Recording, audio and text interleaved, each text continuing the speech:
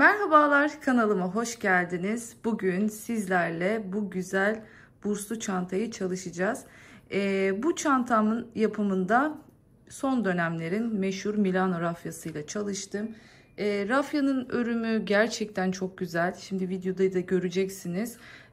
Son derece yumuşak, ipeksi, parlak bir dokusu var. Yıkanabilir bir rafya. Tabii ki de ahşap burslu olduğu için bu çantayı yıkamak uygun değil ama hani başka modellerde, daha salaş modellerde kullanabileceğiniz yumuşacık bir ürün. Bakın bu şekilde ahşap bursa taktım ben. Şöyle açtığım zaman henüz astarını yapmadım. Videoyu size yetiştirebilmek için aslında videonun içinde de söylüyorum. Bu tarz çantalarda mutlaka önce astarını dikin, daha sonra bursa takın. Benim şu an astarlama şansım olmadığı için sizlere yetiştirebilmek adına bu şekilde hazırladım. Görüyorsunuz, örneğiyle, duruşuyla, büyüklüğüyle son derece güzel bir çanta oldu. Tabanda keçe uygulaması yapacağım. Dediğim gibi rafyam çok yumuşak. Eğer sizin kullandığınız ip yumuşak değilse normal kalıpsız da çalışabilirsiniz. Ama ben bir kalıp yapacağım bu çantaya. Çökme yaşanmasın ileriki zamanda diye. Gerçekten ben çok beğendim. Umarım siz de beğenmişsinizdir. Bu çanta için bir adet Milano rafya 100 gramlık ip almanız yeterli. Son derece hafif ve yani şöyle söyleyeyim, bir taneden bunu ördüğünüz zaman biraz rafyanız bile kalabilir. Hani o kadar az rafya gidiyor. 100 gramlık bobinler, ince olduğu için metrajı çok uzun. Bereketli ipler diyorum ben bunlara. Görüyorsunuz şöyle. Bu çantada 3 milimetrelik tığ kullandım. Baştan onu da söyleyeyim. İpler benim bu rengim büyük bobin olduğu için şimdi gösteremeyeceğim ama iplerimiz şu şekilde, 100 gramlık bobinler bu şekilde. Gerçekten böyle ipek gibi bir dokusu var. Örerken hissedebileceğiniz bir doku bu ve son derece sağlam ipler. Asla elinizle kopartamazsınız bu ipleri. Bu şekilde 100 gramlık bobinlerde alabilirsiniz. Dilerseniz de büyük 400 gramlık, 300 gramlık ya da kiloluk bobinleri de mevcut. Bakın ördüğünüzde şöyle dantel gibi çok güzel bir örümü var. Çok da güzel bir görüntüsü var. Bu çantayı bu rafya ile örmek isterseniz. Ama elbette ki diğer rafyalara da uygundur. Modeli daha güzel görünmesi için kağıt iple de yapabilirsiniz. Sadece şu uzun bacaklarınızın bu şekilde daha güzel görünmesini istiyorsanız rafya ip kullanmanızı tavsiye ederim. Dediğim gibi bu çantaya çok az ip gidiyor ama eğer ki normal rafya kullanacak olursanız 150 gramlık rafya, yumuşak yerli rafya iplerden bir tane gider, onu söyleyeyim. Hani çok rahat bir şekilde gider. Belki bir tık daha ikinci rafyaya geçebilirsiniz diyebilirim. 20 santimlik ahşap burslardan kullandım. Dilerseniz bu tarz burslarda zincirle çantayı çapraz çantaya da ya da kol çantasına da dönüştürebilirsiniz. Hala kanalıma abone olmadıysanız kanalıma abone olup videolarımı beğenir, yorum yaparsanız, bana destek olursanız çok sevinirim. Biliyorsunuz abonelikler tamamen ücretsiz diyorum ve hazırsanız hemen çantamızı anlatmaya başlayalım. Evet, tabanımı hazırladım. Şöyle bakın, bir dikdörtgen taban yaptım yine her zamanki gibi. Şimdi hemen size sayıyı vermek istiyorum, ölçüsünü. Şöyle 20,5 santime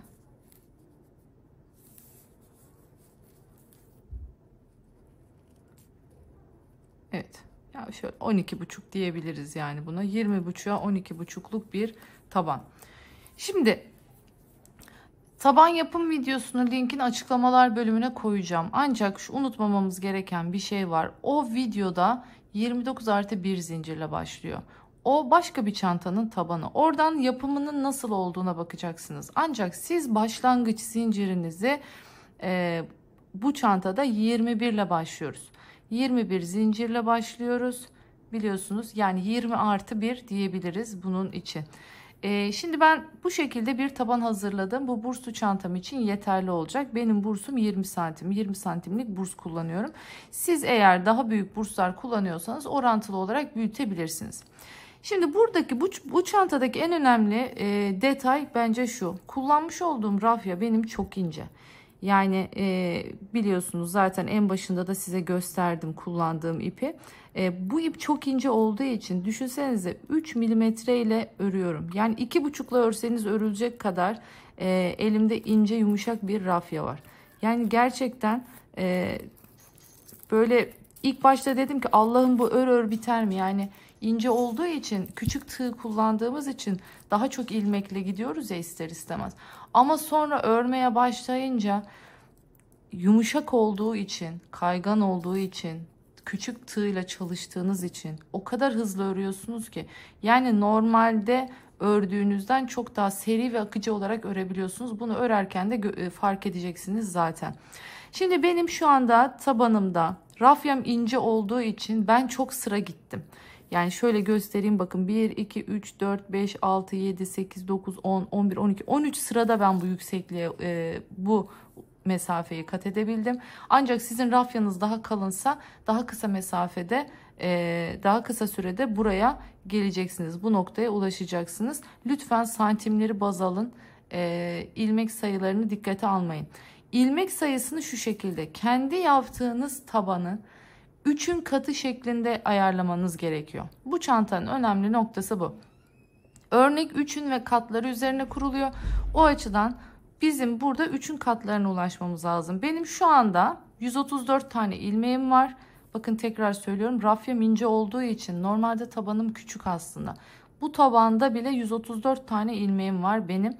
Lütfen dediğim gibi kendi rafyanıza göre ya da kendi hangi iple örecekseniz bu çantayı kendi ipinize göre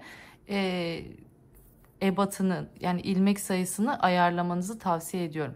Şimdi 134 tane dediğim gibi benim ilmeğim var. Köşe arttırmalarını da yaptığımda 138 tane olacak. O da tam 3'ün katı. Yani benim için tam ideal olmuş olacak. Her zamanki gibi unutmayın. Ne yapıyorum? Çantanın şöyle tutuyorum. Yan ortasından başlıyorum. İster gözünüzle hizalayın. Bu çok önemli değil. Şöyle. Ben genelde şuradan şöyle hiza alıveririm. Şu şekilde başlayacağız ama başlarken ne yapıyorum? Yine her zamanki gibi arka lobdan başlayacağım. Bu ipin şöyle bir durumu var. İp çok yumuşak olduğu için haliyle taban da yumuşak oluyor.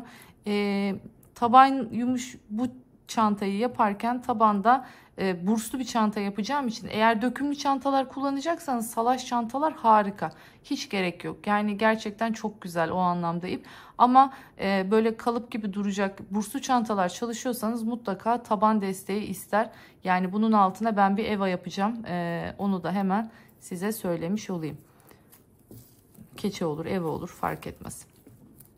Şimdi dediğim gibi ip o kadar yumuşak ki ister parmağınıza dolayın ister tek tutun. Yani her haliyle çok rahat örülüyor. Göreceksiniz şimdi. Arka ilmekten şimdi bir tane şöyle ilmeğimi çektim. Görüyorsunuz. Bunu bu şekilde sıkıştırdım. Sonrasında ipimi biraz uzatıyorum bakın. Tığımı şu ipi parmağımla tutuyorum. Tığımı kendi etrafında bir döndürüyorum. Sonra bu ipi boşluktan bakın şu şekilde geçiriyorum. Tığımın üstünde artık 2 tane var. İkisini birden çektim. Görüyorsunuz bu benim trabzanım yerine geçmiş oluyor. Hemen ipimi doluyorum. Yanına geliyorum. 1 2 seferde çekiyorum bakın. 2 ikili trabzan yaptım. Hemen bir geriye dönüyorum. Bu sefer ipimi dolamıyorum bakın tek. Bir geriye. Yani bu ilmeğe battım, bu ilmeğe battım. Daha önceki ilmeğe giriyorum. Uzattım. Bakın diğerlerinin hizasına kadar uzatıyorum ve bir tane uzun sık iğne yapıyorum. Aslında buraya kadar çok bildiğimiz bir örnek. Yani ilk sırada çok bilindik geliyor ama asıl detay üst sırada başlıyor bu çantada. Bakın ne yapıyorum şimdi? Sıradaki ilmeği atlıyorum. Hemen onun yanındakine normal ikili trabzan yapıyorum. Tığım 3 milim. Dediğim gibi benim rafyam çok ince olduğu için. Evet. 2 tane ikili trabzanımı yaptım. Bakın burada boş bıraktığım vardı. Hemen oraya dönüyorum. Boş bıraktığım yere uzun sık iğnemi yapıyorum. Bu şekilde. Tekrar gösteriyorum. Bakın bunu atladım. 1, 2. Bir tane atlayıp sıradakine batıyorum. Birinciyi yaptım. Ben yavaş yavaş gösteriyorum. Çünkü örmeyi hiç bilmeyenler, ilk kez öğrenenler oluyor. Onları da göze almam lazım. Siz hızlandırarak izleyebilirsiniz. Bakın atladığım ilmek burada duruyor. Şöyle göstereyim. Şurada atladığım ilmeğim var. Hemen oraya dönüyorum. Uzun bir sık iğnemi yapıyorum. Tekrar ipimi doladım. Bakın bir tane atladım. 1, 2. Ne yapıyorum? Hemen geri dönüyorum.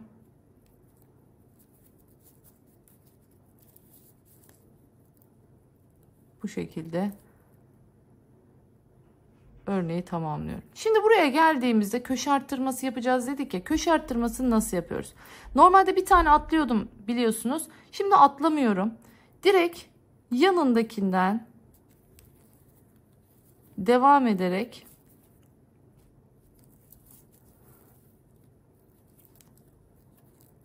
iki tane trabzanımı yapıyorum. Tam işte burada boşluk yok bakın artık. Çünkü o boşluğu bırakmadım ya. Ne yapıyorum? Bir önceki örneğin en son batılan kısmına giriyorum ve ilmeğimi buradan çıkartıyorum.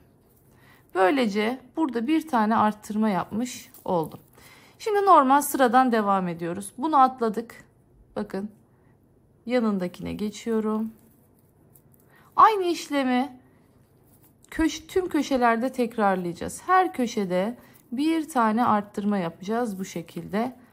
Bakın atladığım ilmeğe geri dönüyorum. Hemen onu bu şekilde örüyorum. Gerçekten örnek çok zevkli ve çok hızlı gidiyor. Çok kısa sürede hemen başlayıp bitirebileceğiniz bir çanta. Çok istediniz bu örneği. Yani özelden o kadar çok mesaj geldi ki bununla ilgili. Bu örneği gösterir misiniz diye. Hemen ben de hızlıca bir burslu çanta üzerinde göstermek istedim.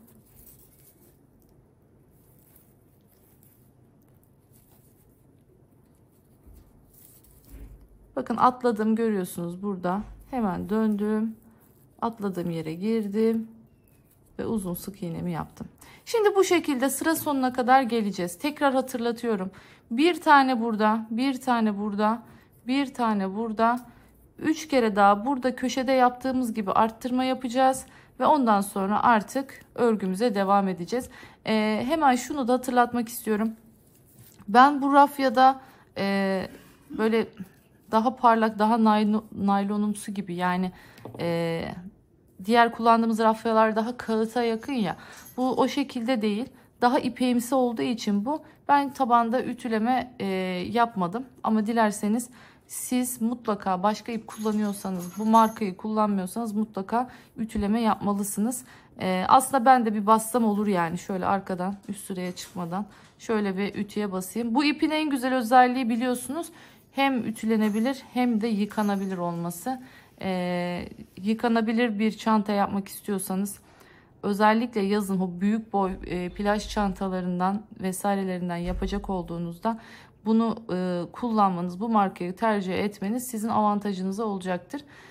Aynı zamanda da metrajı çok fazla olduğu için çok bereketli bir çanta. Yani şöyle 2 tane rafya aldığınız zaman kocaman dev gibi çantalar yapabiliyorsunuz. Gerçekten inanılmaz bereketli. Çünkü dedim ya ipek gibi çok hafif ve aynı zamanda da çok ince olduğu için de metrajı çok fazla.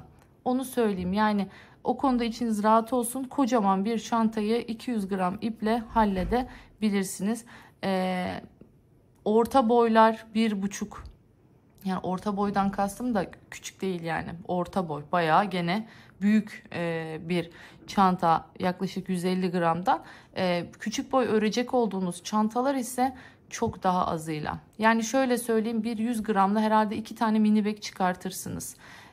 Sonrasında bir 100 gramla normal bir clutch çok rahat çıkartırsınız. Hani o şekilde aklınızda da bulunsun. İp birazcık pahalıymış gibi görünüyor ama aslında şöyle bir baktığınız zaman, hesap kitap yaptığınız zaman o kadar da büyük bir farkı yok. Çünkü dediğim gibi bununla daha büyük, daha uzun süre örebiliyorsunuz. Şöyle bakın, gerçekten çok incecik bir ip. Bu rafeyi alacaksanız, ben şu an maksimum sınırda örüyorum bakın. Örnekli ördüğüm için bir de 3 milim bu ip için üst sınır. Bundan daha fazlasıyla örerseniz örgüleriniz delik deşik, çok kötü görünür. Belki görmüşsünüzdür, genelde 2.75 ile de örüyorlar. Hani ben örnekli olduğumuz için hani rahatsız olmadım. Bakın tabanda da çok rahatsız edici bir delik. Hani evet, normallere göre daha delikli oldu ama çok rahatsız edici boyutta olmadı. O yüzden ben 3 milimle devam ettim, yani komple 3 milimle ördüm. Ama sizin eliniz gevşekse mesela 3 milim değil 2.75 kullanabilirsiniz. Hatta 2,5 bile kurtarabilir bu ipi. Gerçekten o kadar ince diyebilirim. Hemen sıra sonuna kadar örüp geliyorum. Evet, bakın geldim sonuncuya, görüyorsunuz. Tam hesapladığım gibi tamı tamına geldi. Bir taneyi atladım. Yanındakine girdim.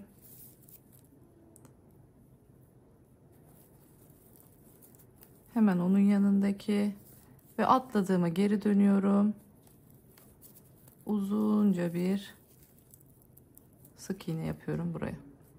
Şimdi artık üst sıraya geçeceğiz. Üst sıraya geçerken şöyle göstereyim size.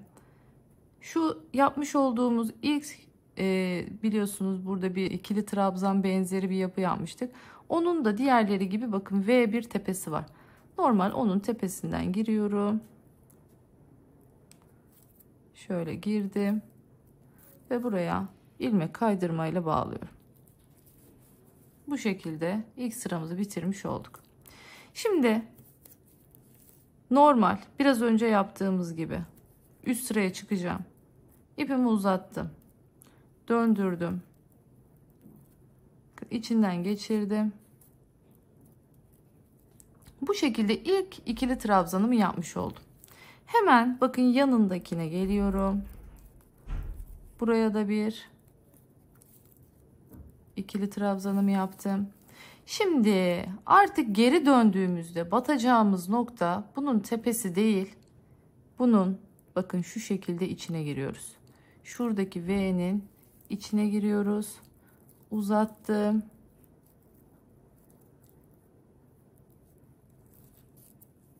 Bakın bu şekilde bir örneği değiştirmiş olduk.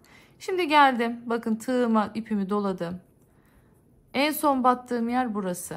Yanındaki bunu atlıyorum. Hemen diğer yanındakine.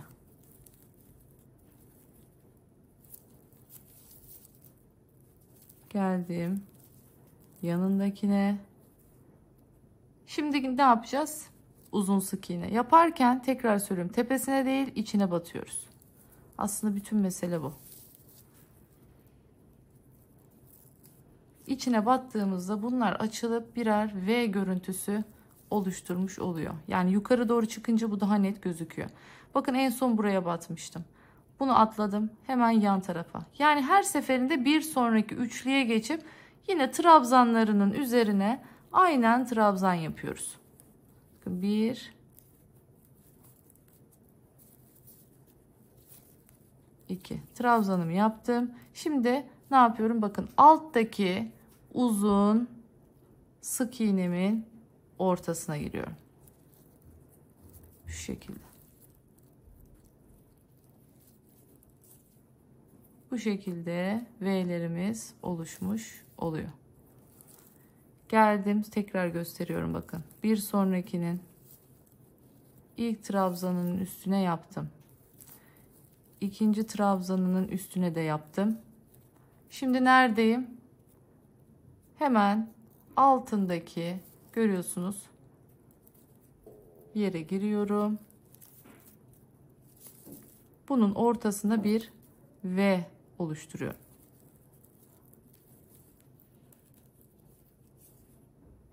Bakın üsttekiler kapalı oluyor ilk başta. Sonra üst sırasına geçince alttaki V'ler bu şekilde, bu sayede açılmış oluyor.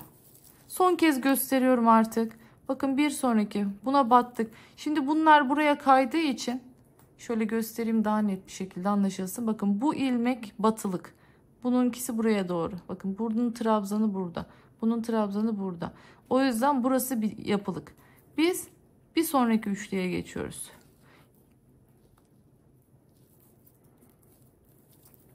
Bir, iki. Geldim. Bir, iki. Şimdi ne yapıyorum? Bakın alttaki uzun sık iğnemin arasına giriyorum. Buradan ben de uzun bir sık iğne çıkartıyorum.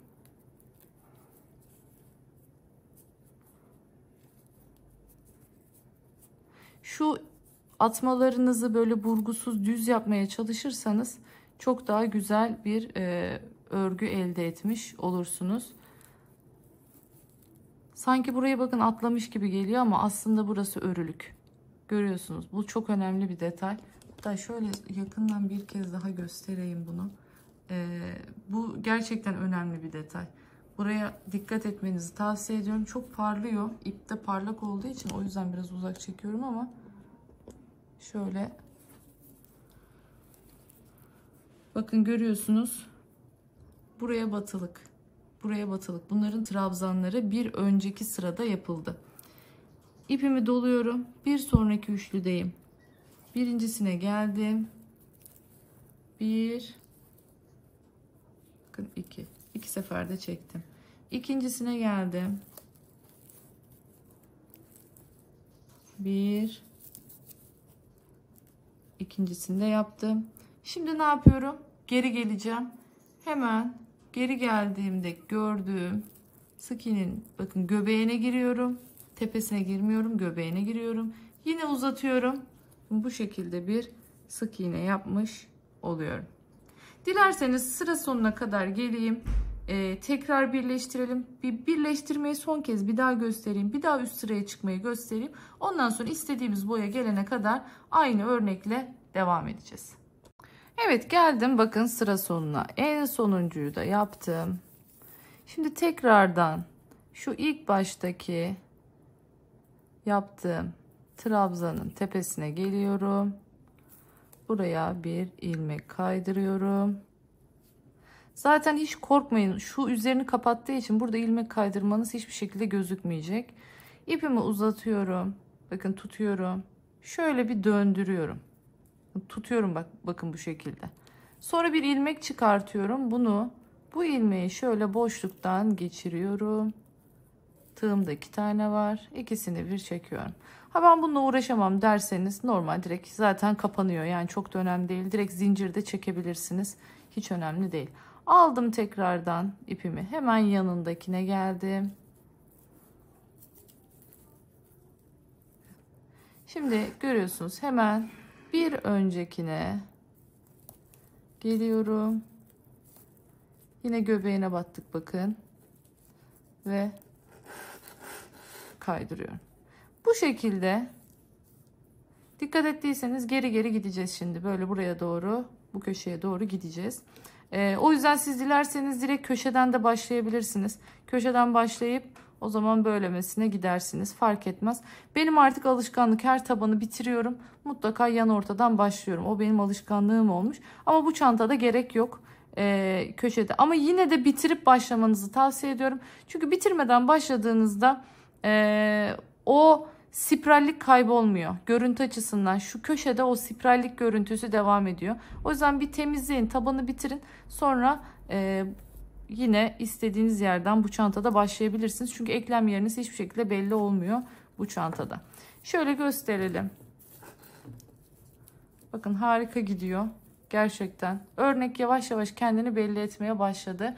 Emin olun yukarıya çıktıkça çok daha iyi anlayacaksınız. Bu V'ler açıldıkça çok daha güzel bir örgü ortaya çıkacak. Hemen ben bir örüp geliyorum. Ondan sonra artık son detaylarıyla tekrar birlikte olacağız. Evet, çantamızı 20 santim ördük. Şimdi normalde bursularda bazen 18 santim, bazen 19, bazen 20 çalışıyorum. Bu çanta için şöyle baktığımda 20 santim bana daha ideal geldi. O yüzden 20 santimde bıraktım. Şimdi gördüğünüz üzere eklem yeri yandan başlamıştı. Kaya kaya geldik. Çantamızın ortasına kadar geldi eklem yeri. Şimdi burada bir sıra artık sık iğne dolaşacağız. Şimdi ne yapıyorum? En son ilmek kaydırmayla bakın birleştirdim. Bir zincir çekiyorum ve aynı battığım yere değil de yanındaki noktadan devam ediyorum. Bu şekilde çantamızın ağzını birazcık toplamış olacağız. Hem de bursun içine daha rahat bir şekilde yerleştireceğiz. Şimdi duruma göre bakacağım. Bir sıra, yetmezse 2 sıra şeklinde dolaşacağım. Benim ipim ince olduğu için.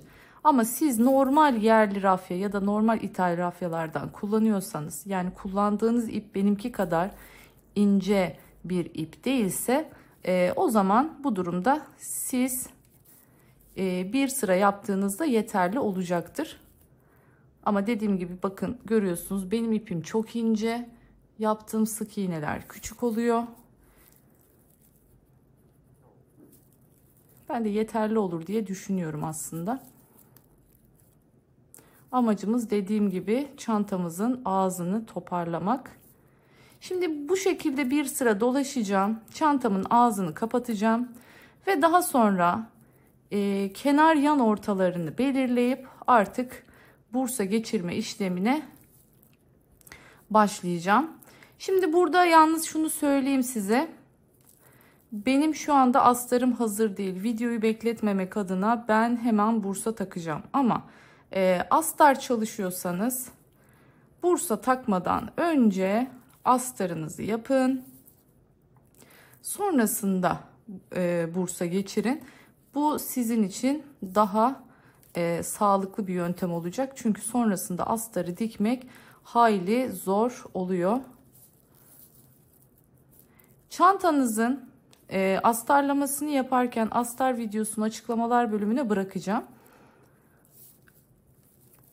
Çantanızın astarını yaparken eğer ki böyle ipiniz çok inceyse, çantanız çok yumuşak düştüyse, çökme yapıyorsa, çünkü burslu çantaların birazcık tok durması daha güzel oluyor. O zaman çantanızda astar aşamasında astarınızı keçeyle destekleyebilirsiniz. Kalın keçeler değil de ince keçelerle astarınızı hazırlarsanız böylelikle çantanız daha dik bir formda durabilecektir. Hemen sıra başına kadar örüp geliyorum. Evet, geldim sıra sonuna. Bakın burada hatırlarsanız ilk battığım yere batmamıştım. Sadece zincir çekmiştim. Onun yerine geldim. En son ilmek kaydırması yaptığım yere battım. Son sık iğnemi de yaptım. Burada artık ipimi kesiyorum. Şimdi burada iğneye geçeceğim. Hemen tığ ile yapmıyorum. İlmeklerimi genişletmemek için. Yoksa normalde bunu tığ ile de yapabilirsiniz. Ama ben tığı tercih etmiyorum, genişlemesin diye. Şimdi bakın şu ilk çektiğim zincir, bunu atlıyorum. Hemen onun yanındaki ilk sık iğnemin tepesinden şöyle giriyorum. Sonrasında ipin çıktığı yerden tekrardan şöyle arkaya ipimi geçiriyorum ve böylelikle bakın hiçbir görüntü farkı oluşmamış oldu. Aynı ilmek tepesi şekline geldi. Şimdi burada ipimi bir tane sıkıştırıyorum. Şöyle Evet, şöyle sıkıştırdım buraya. Şimdi buradan sonra artık normal, biliyorsunuz artık arkada sık iğnelerimizin arkasından öne geçelim. Önden daha kolay oluyor. Şöyle öne gelelim. Öndeki sık iğnelerimizin içinden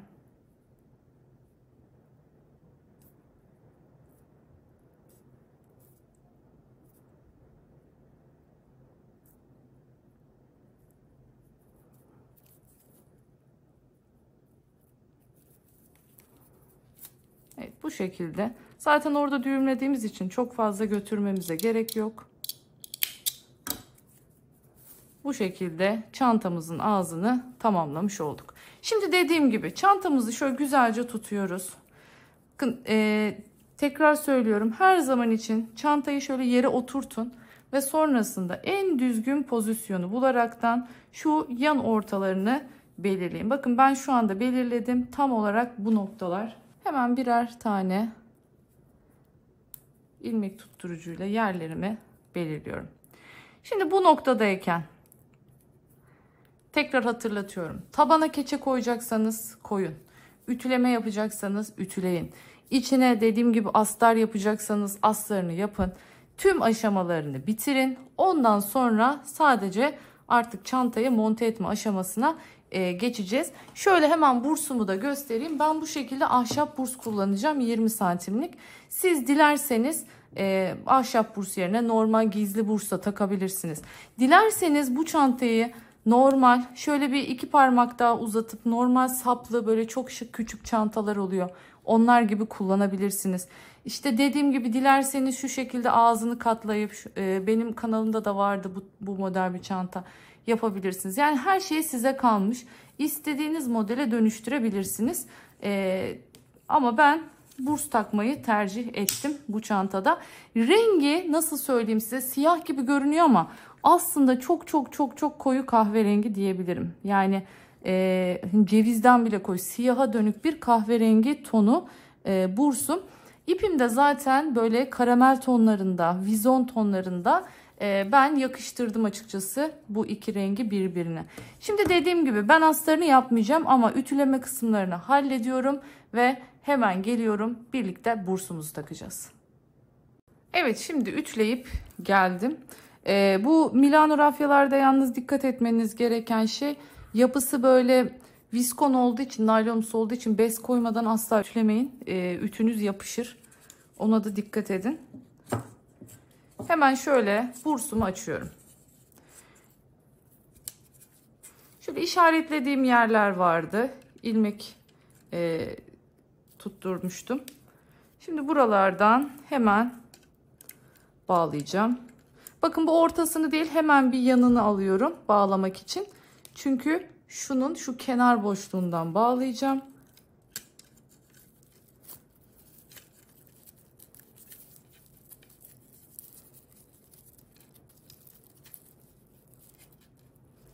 Şimdi burada bağlarken sıkı bağlamamanız lazım. Çünkü bu şekilde buraya içine girecek. Şöyle gevşekten, sadece yeri belli olsun diye bağlıyorum. Aynı şekilde burada da aynı işlemi yapıyorum. Bakın ilmek tutturduğumun hemen yanından girdim. Neyle koyabiliriz içine? Yassı bir tornavida olabilir bu. Ya da işte törpünüz varsa törpünüz olabilir. Ancak kesici bir alet olmasın. Bakın şu şekilde. Şimdi güzelce şöyle yan tarafından da ittiriyorum.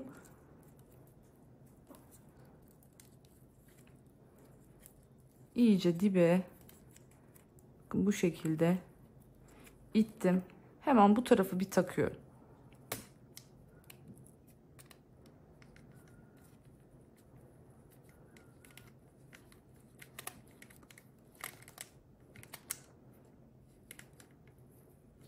Evet, bu şekilde tutturduk. Şimdi hemen aynı şekilde diğer yan taraftakini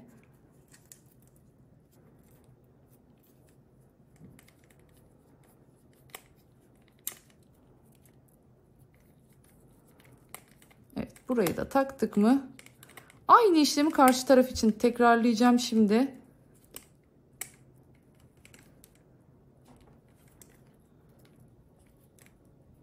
Umarım net bir şekilde gösterebilmişimdir.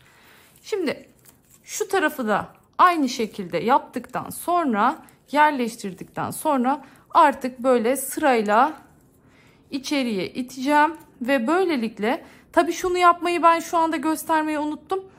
Siz başta onu mutlaka yapın. Şu şekilde çantanızın iki ucunu ağız ağza getirip, ben şimdi şunu keseceğim. Onu unuttum. Hemen onu sökeyim ipini. Bakın şimdi göstereceğim. Ortayı nasıl bulacağız? Tam orta noktalarımızı da çantamızın aynı şekilde belirleyelim ki bunu da bursun tam orta noktalarına denk getirebilelim. Göz kararı da yapabilirsiniz tabii ki. Ama burslu çantalarda bursun takımı çok önemli. Çantanızın bütün yamuk taktığınız takdirde, özellikle şu yan ortalarını düzgün bulmadığınız takdirde çantanızın bütün gönyesi bozuluyor. Bakın şu şekilde işaretleyicilerimi aynı hizaya getiriyorum ve sonrasında hemen orta noktalarımı buluyorum.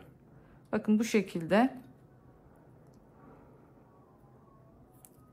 hemen buralara birer tane daha işaretleyici takacağım. Aynısını burası için de yapacağım. Sonrasında tekrardan şu iki vidayı da takıp hemen geliyorum. Evet, bakın bir tarafını geçirdim. Gayet güzel bir şekilde taktım. Şimdi aynı şekilde bu tarafını yapacağım.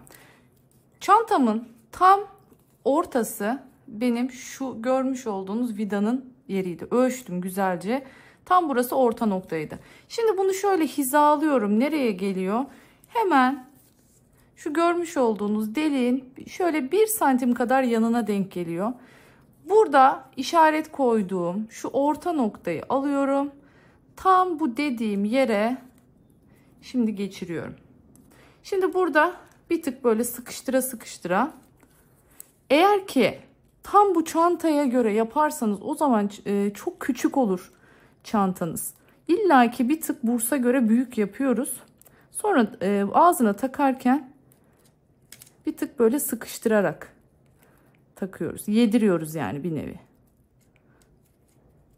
Tabii çok fazla değil bu yedirme. Bakın bu şekilde. Şöyle kaydırıyoruz. Aynı şekilde bu tarafı da takacağım şimdi. Evet. Şimdi şöyle güzelce ittiriyorum içine.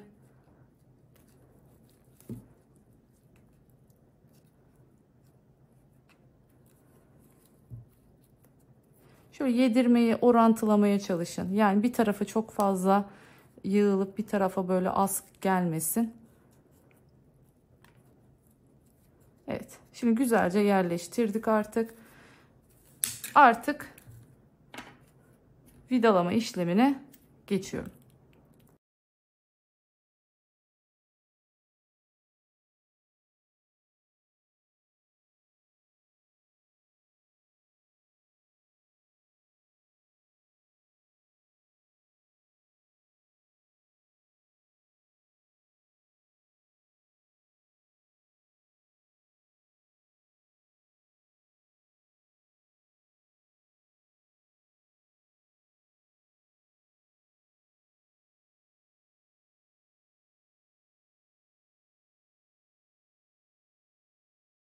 Şimdi artık yan işaretleyicilerimi çıkartabilirim.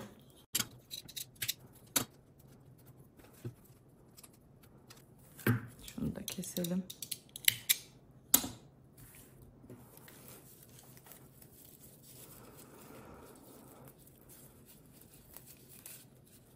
Evet. Gerçekten şöyle bir düzenleyeyim. Dediğim gibi şu an rafyam çok yumuşak olduğu için nasıl koysam öyle duruyor.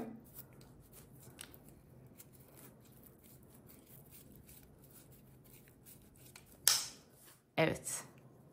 Çantamız görüyorsunuz hazır. 20 santim çok ideal oldu. Çünkü şu bombeler vesaireler oluştuğu için o birazcık boydan çalıyor. O yüzden size de 20 santimi tavsiye ederim. Şöyle kendi tabanıyla, bakın çok tatlı oldu. Bu bursların güzel tarafı da bakın şu şekilde askı yerleri hazır. Evet, alırken biraz maliyetli oluyor. Çantaya çok büyük hava katıyor ama maliyeti de tabii ki de arttırıyor bu tarz burslar. En azından şuradan da sap takıp çapraz olarak da böyle dilediğinizde elinizde şık ama istediğinizde de çünkü elde bir çantayı taşımak biraz yorucu olabiliyor. İstediğinizde de zincir saplarla bu şekilde bu çantanızı kullanabilirsiniz. Ben çok beğendim. Umarım siz de beğenmişsinizdir gerçekten. Dediğim gibi astarlamasını yaptığımda daha sonra Instagram'dan içinin fotoğraflarını mutlaka paylaşırım. Yine görebilirsiniz. Bakın oldukça güzel, rahat, ağız kısmı rahat, iç hacmi geniş. Her şeyi koyabileceğiniz büyüklükte ama şöyle baktığınız zaman da çok tatlı bir çanta elde etmiş olduk. Örgümüzün yüz kısmı da burası. Şurası ek yerinin geldiği yer, görüyorsunuz. Çok böyle dikkat çeken bir şey yok. Şu an içi boş olduğu için delikleri görüyorsunuz. İçi dolduğunda, astarı yapıldığında o delikler de ortadan kalkacaktır. Detayları, formuyla son derece güzel bir çanta oldu diye düşünüyorum. Umarım beğenmişsinizdir. Bir başka videoda daha görüşmek dileğiyle. Kendinize çok iyi bakın. Hoşça kalın. Kanalıma abone olmayı unutmayın.